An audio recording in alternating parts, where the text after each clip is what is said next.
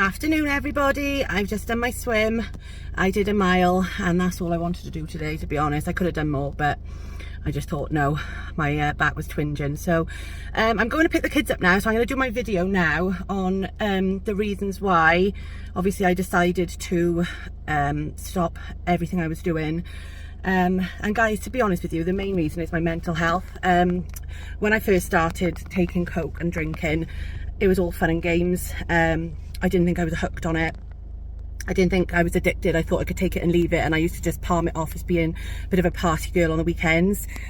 But I kind of knew that it was getting out of hand really badly in the last 10 to 15 years. My drinking has just got beyond, like, I went from me drinking on a Tuesday night with the kids at their dad's, and then it would be like on the weekend, and when I didn't have the kids it would be like Thursday, Friday, Saturday, Sunday. Do you know what I mean? Like, it would be all the time, and I was spending about, what I've worked out, about £800 odd a month between coke and drink, which is just absolutely disgusting.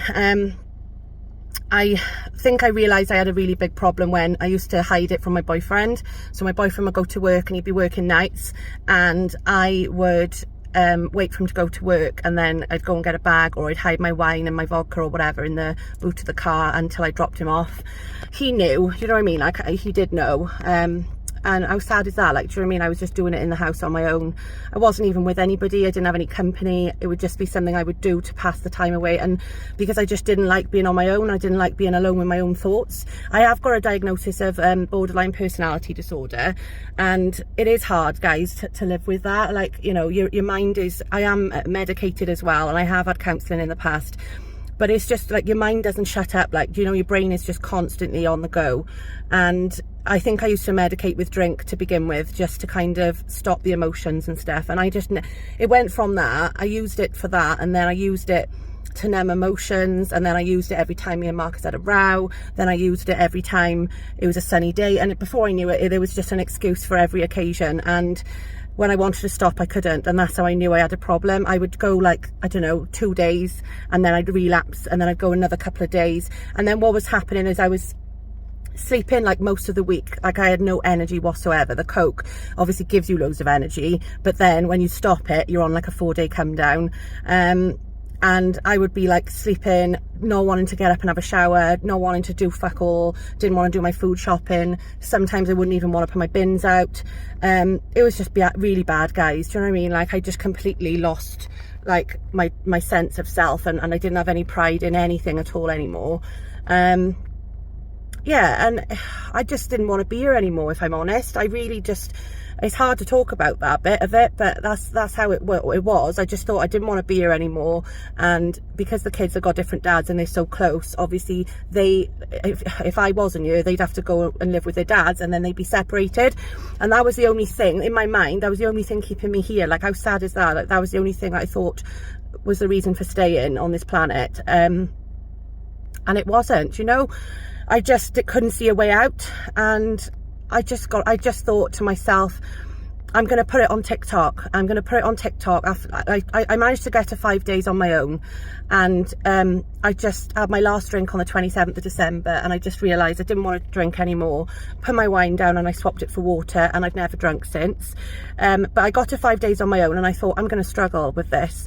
And I just felt like I really wanted to commit to it, because I did commit to it the year before, and I only stuck to it for 33 days. Then my friend passed away, and I used it as an excuse to, well, I didn't use it as an excuse. I did go off the rails because it was an upsetting time. But, you know, that didn't help matters, because I just went off the rails even more. But now, I think committing to it on social media made me accountable, and it made me, like, not want to, like, let people down, not want to let myself down. I confided in my family about what I was doing, and my friends, and everybody's been really super supportive. Why is my screen so weird? It looks like it's like going wavy. But yeah, when I got to the first, like, when I got to 10 days, up until the 10th day, I just couldn't see, like, what the point was. Do you know what I mean? And then when you get past your first weekend without it, that's a massive turning point, because you just don't want to go back. It's so hard to get through your first weekend, it really is. But once you have done that, there's no going back, like, you know what I mean? Why would you put yourself through it again? Like, and when I got to 10 days, I remember feeling the weight, like a weight had been lifted, and the brain fog had gone, and there were no more like really negative thoughts. My mood started to improve, and just all of that, like, you know, it all started to get better after the 10th day. So this is why I do run my 10-day challenge, because I just really, you know, I'm not a professional, but I have got experience in this department more than most people. So obviously I want to help as many people as I can get out of the cycle that I was in. It was a horrible cycle to be in. I didn't think I was ever going to get out of it. I thought my life was going nowhere, and that was it. That was it for me, that I was just going to be a big cokehead who just seshed, you know, in the middle of the day on you know, and just didn't give a fuck about anything. And that's not who I am. You know, I got so much more to give, and now I've got like a real sense of what I want to do in my life, and everything's just coming together slowly, guys. I'm on day 74 now, and if you'd have asked me, you know, if you'd have said to me that I was going to be 74 days clean and sober back in like January time or whatever, there's no way I would have believed it. But the only reason I'm still here doing it is because I take it one day at a time. A lot of people say to me, like, you know, is it going to be this difficult forever? You can't look at it like that. You can't, like, I've got a festival in June, and yeah, I'm a little bit apprehensive about it, but I'm not thinking about it yet, because I've gone to gigs and not drunk, and I've gone to like parties or whatever and nights out and I've not drunk, and it's just taking one day at a time, guys. And every single day that passes, you get a little bit stronger, you really do. So I have got a Facebook group, guys, Cooper's Troopers, which is there for support. I also do run a WhatsApp group for men and women. The men can either go in the women's group or in the men's group on their own, and it's just a support network for people to communicate. It's, you know, I do my 10-day challenge only because I really do believe that when you get to that 10th day, there's no going back. The sense of pride you have when you get to 10 days, and then you know you can do it. So even if you did relapse, you know you can get to 10 days, and then next time you can strive for a bit more. So yeah, if you are like you know, on a come down today, or you're struggling and you're feeling depressed, and you just think your life's gonna, you know, not gonna go anywhere, it really can change, guys. So yeah, just let me know if you need any support, and thank you for all your support, because if it wasn't for you lot following me, watching me, and spurring me on, I don't think you know, I'd be where I am now. So thank you ever so much, guys. Peace and love.